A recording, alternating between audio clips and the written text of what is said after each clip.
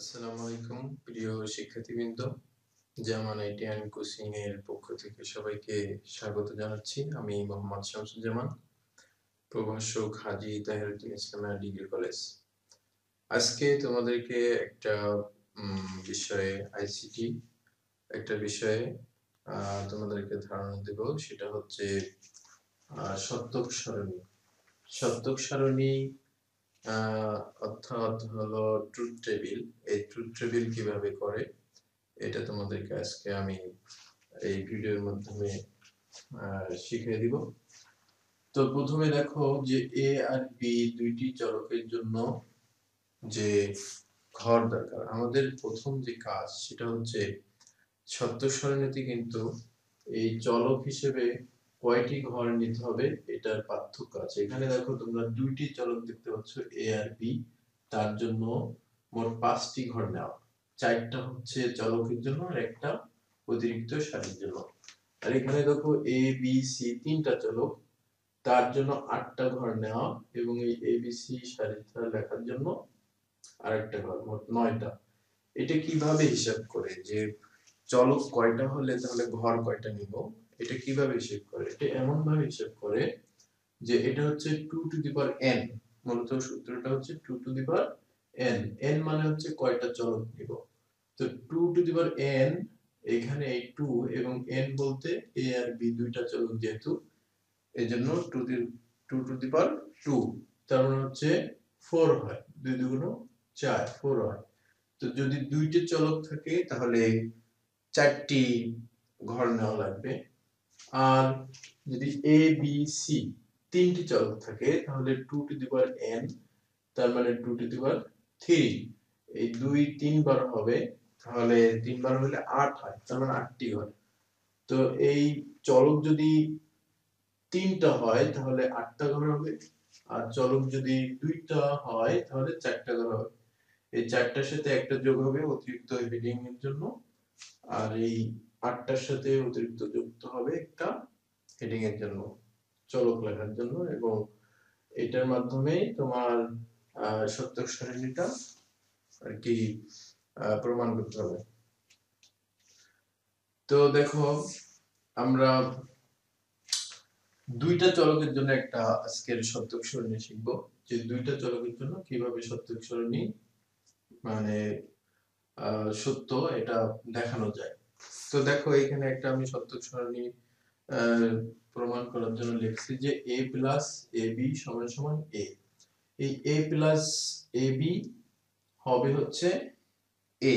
a plus ab এর মান যা যা হবে এই এর ঘরে তাই তা মান হবে, তার মানে এই এর ঘরে যা যা মান হবে a প্লাস ab এর ঘরেও তাই হবে। এটা যুক্তি দিয়ে এটাকে বুঝাবো। তো আমরা দেখি সর্বপ্রথম এই ইনপুট গুলো, ভেরিয়েবলের ইনপুট গুলো কিভাবে লেখে। এই a আর b, এখানে কিন্তু a আর b ছাড়া আর কোনো ভেরিয়েবল নাই, সেক্ষেত্রে b এখান থেকে শুরু করতে হবে। ইনপুট গুলো লেখা, প্রথমটা 0, তারপর 1, তারপর আবার একটা 0 একটা 1, এটা এইভাবে লেখা হয় যে একটা 0 একটা 1, একটা 0 একটা 1। এবং এই পরের যে ইনপুট, এখানে হবে দুইটা 0 দুইটা 1। তো তিনটা চলকের জন্য এরকম একটা 0 একটা 0 একটা 1 এভাবে লিখতে হবে, একটা 0 একটা 1 একটা 0 একটা 1। এরপরে আবার দুইটা 0 দুইটা 1 দুইটা 0 দুইটা 1। এরপরে চারটা 0 চারটা 1। এইভাবে আমাদের ইনপুট গুলো লিখে নিতে হয় চলকের। তো যদি 4টা হইতো চলক তাহলে এখন নিতাম যে 8টা 0 8টা 1, ঠিক আছে, তখন 16টা ঘর হইতো। তো যাই হোক, আমরা এখন এই ট্রুথ টেবিলটা প্রমাণ করব যে a প্লাস ab সমান সমান a, এটা আমরা প্রমাণ করব।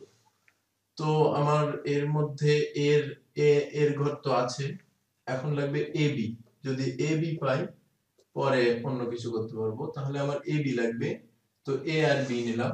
তো a আর b এটার মধ্যে সম্পর্ক কিন্তু এন্ড সম্পর্ক বা গুণের সম্পর্ক বলা হয় এটা, ঠিক আছে।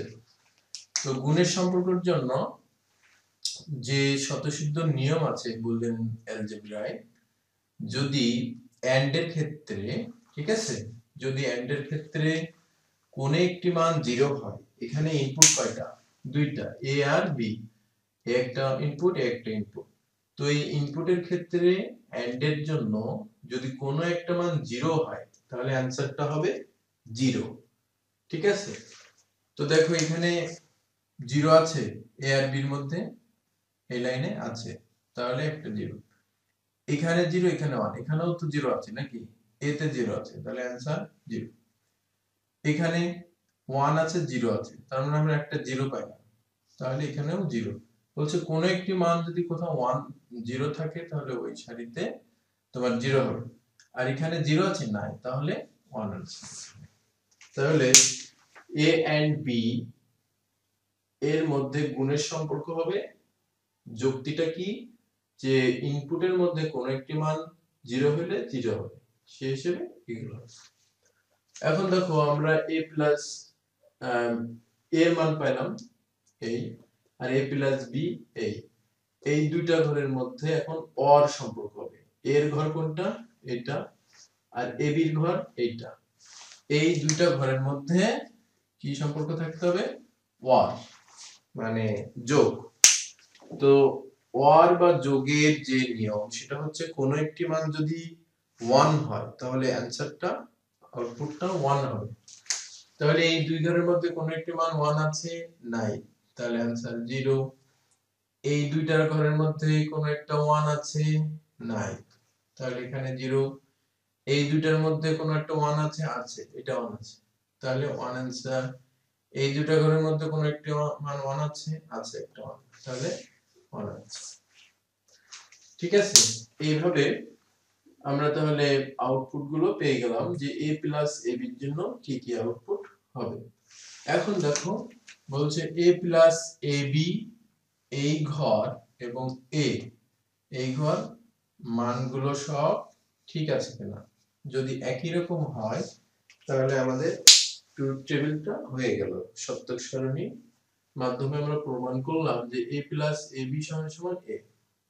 তাহলে এই ঘরে 0 আছে, এখানেও 0 আছে, ঠিক আছে, এখানে 0 আছে, এখানে 0 আছে, এটাও ঠিক আছে, এখানে 1 আছে, এখানে 1 আছে, এটাও ঠিক আছে, এখানে 1 আছে, এখানে 1 আছে, তাহলে নিচেরটাও ঠিক আছে। তাহলে আমরা প্রমাণ করলাম যে a প্লাস ab সমান সমান a। এটা আমরা সূত্রের মাধ্যমে বুলিয়ান অ্যালজেব্রায় যে লজিক আছে সেই লজিক অনুযায়ী আমরা প্রমাণ করলাম যে a প্লাস ab সমান সমান a। তো আজকে আমরা দুইটা চলকের মাধ্যমে আমরা একটা ট্রুথ টেবিল দেখলাম। নেক্সট ক্লাসে আমরা তিনটা চলকের ট্রুথ টেবিল কেমন হবে, কিভাবে হবে, সেটা আমরা নেক্সট ক্লাসে দেখব। সকলকে ধন্যবাদ। আসসালামু আলাইকুম।